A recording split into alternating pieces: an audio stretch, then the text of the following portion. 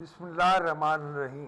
बहुत दिनों बाद आप देख रहे होंगे कि मैंने कैमरे पे आके गुफ्तगू करनी शुरू की है। आज ज़रा मेरी गुफ्तगू महदूद है, और महदूद है रावलपिंडी की हद तक। रावलपिंडी अब एक लावारिस शहर है।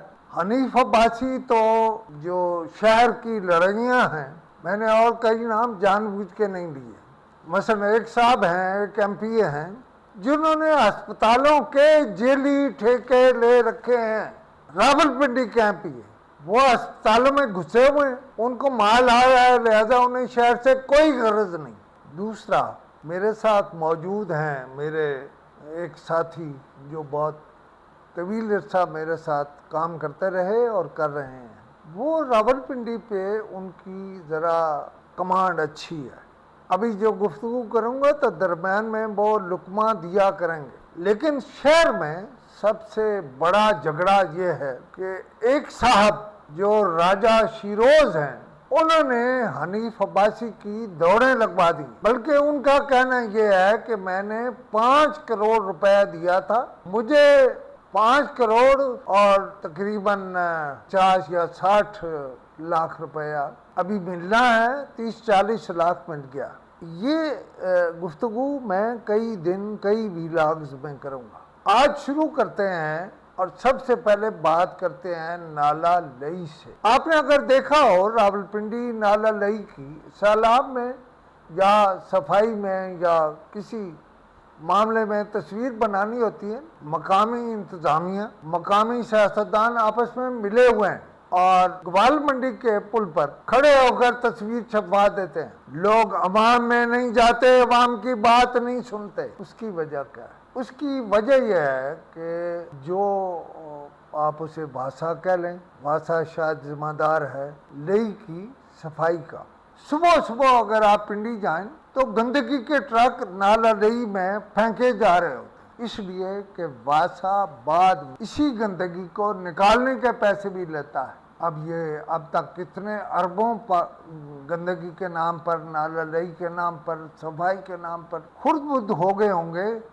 किसी सियासतदान को, किसी एडमिनिस्ट्रेटिव अफसर को, किसी को नहीं पूछा गया। सियासतदानों का हाल ये है कि इस शहर की सबसे टैलेंटेड खातून मरियम औरंगजेब सीनियर वजीर हो गई हैं। वो तो अब शहर में होती ही नहीं है, वो अब लाहौर की हो गई हैं। मैं वो हूँ जिसने सबसे पहले, मुझे किसी ने नहीं कहा था, ना प्राइम मिनिस्टर ने, मैं समझता हूँ कि आइडिया देकर बाज़ औक़ात खबर कैसे बनती है और कैसे वो सच होती है। मैंने ये खबर दी थी कि मरियम औरंगजेब इतरात की वजीर होंगी। वो शहर में आती ही नहीं है, शहर से उनका अब ताल्लुक ना होने के बराबर रह गया। और जब आती हैं तो यह ग्रुप बंदी इतनी है कि चौधरी तनवीर साहब ने अपना मुंह अलग किया हुआ है, हनीफ अब्बासी ने अलग किया हुआ है, एक और साहब जिनका मैंने जिक्र किया कि वो सरकारी ठेकों के नाम पर इतने ठेके लिए उन्होंने कि आप सोच नहीं सकते। लेकिन दुख ये है, शहर का कोई वारिस, वो जो पिंडी बॉय था ना, उसे ऐसे है जैसे सांप ही सूंघ गया है। ओ भाई बाहर निकलो। अगर किसी को तुम्हारे साथ ये गिला है कि तुम वो बातें करते हो जो तुम्हें नहीं करनी चाहिए, तो मैं तुझे इसका तरीका बताता हूँ कि तुमसे ज्यादा कोई बंदा ये तरीका नहीं जाता कि कौन सी बात कैसे करनी है। आप जनाजों में, फातिहा में, सोच में, शादियों में निकल सकते हो, लेकिन शेख साहब इस दफा बुज़दिल हो गए। हाँ, मुझे याद आया कि बड़े लोगों ने मेरे आइडिया को बेचा। मैंने अपने एक दोस्त को बाकायदा, उस वक़्त शेख रशीद साहब शायद वजीर भी थे, उनके पास भी भेजा और बहुत से इदारों में भेजा कि जो लई है इसको छत दिया जाए और छत कर ये ज़मीन भी यूटिलाइज कर दी जाए। लेकिन इस शहर वालों ने मेरी इस बात को, ये मैं लंबा पूरा इस पर कई घंटे गुफ्तगू कर सकता हूँ कि इस शहर के लिए क्या कंट्रीब्यूशन है मेरी। बहुत सारे लोगों ने अपनी बना ली कंट्रीब्यूशन। तो ये बात समझें कि बुनियादी तौर पर रावलपिंडी एक लावारिस और गंदा शहर है।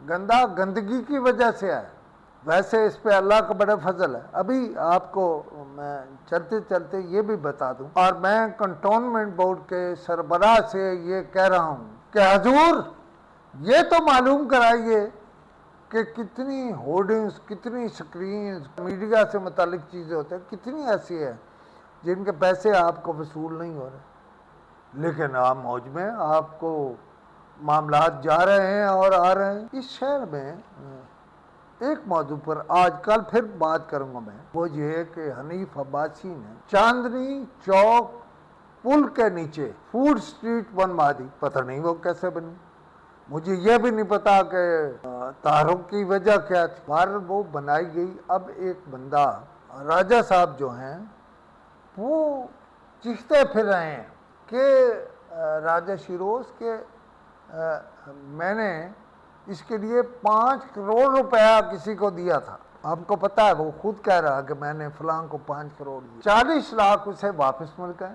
میرے خیال ہے راولپنڈی کے سیاستدانوں کے حوالے سے یہ بڑا سکینڈل ہے. اور اگلے کچھ دنوں میں ابھی صرف ذکر کیا میں اس پر کئی ویلاگ کروں گا اور آپ کو بتاؤں گا کہ یہ سب کیسے ہو رہا ہے. آج صرف میں نے ابتدا کی ہے، انتہا خدا جانے. اور کنٹونمنٹ بورڈ میں ایسا کام ہو رہا ہے، اس میں سے ہر ایک کو الگ الگ لینا چاہیے.